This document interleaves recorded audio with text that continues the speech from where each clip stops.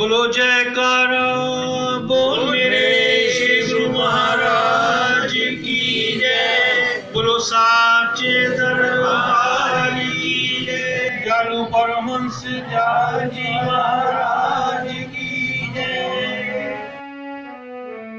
एक रोज एक साहब सत्संग में हाजिर हुए।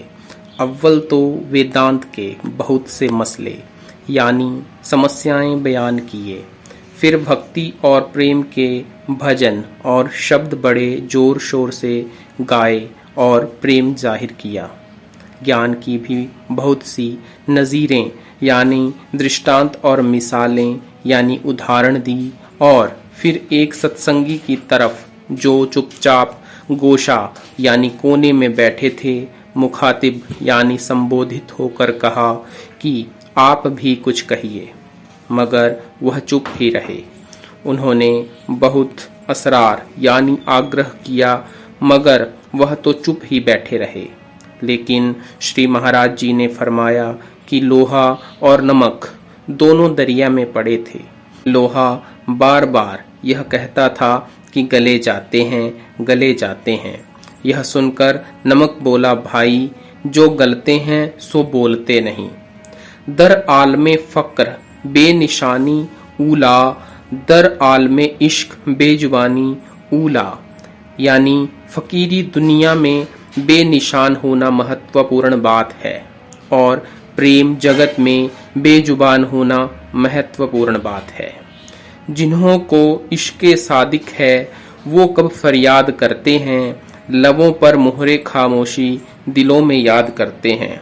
अर्थात जिनके मन में सच्ची प्रेम भावना है वह फरियाद नहीं करते, वह बिल्कुल मौन रहकर मन ही मन ध्यान बनाए रहते हैं। एक रोज पंडित भगवान दास जी सकना यानी निवासी नरियाब श्री महाराज के दर्शनों को हाजिर हुए और बड़ी भक्ति और वैराग्य की हालत में आबदीद यानी सजल नेत्र होकर अर्ज किया कि महाराज मेरा उद्धार तो नामुमकिन नजर आता है।